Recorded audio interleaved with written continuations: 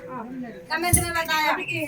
हाँ रे छत के ऊपर बिल्ली बैठी पोछिया हिलाए के, छत के ऊपर बिल्ली बैठी पोछिया हिलाए के, जीजा हमरे झुमका लाए दीदी से छुपाए के, जीजा हमरे झुमका लाए दीदी से छुपाए के, हम पहनी तू देखा जीजा चश्मा लगाए के, हम पहनी तू देखा जीजा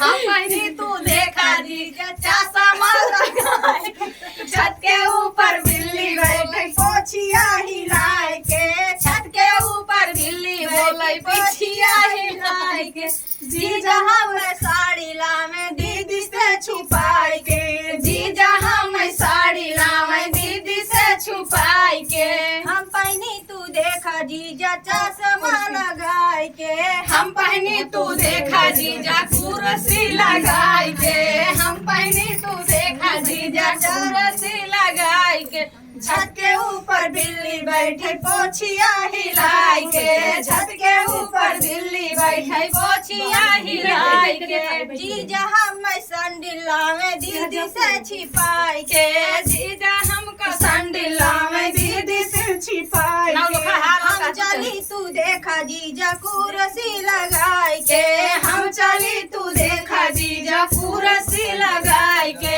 हम चली तू देखा जीजा कुर्सी लगाए के, छत के ऊपर बिल्ली बैठी पोछिया हिलाए के, छत के ऊपर बिल्ली बैठी पोछिया। मजे दीदी भाग चढ़ गई ना तो गाना उल्टा सीधा हो। तो भांग नहीं चढ़ा अभी ये चढ़ गया। कमेंट में बताया है के है या के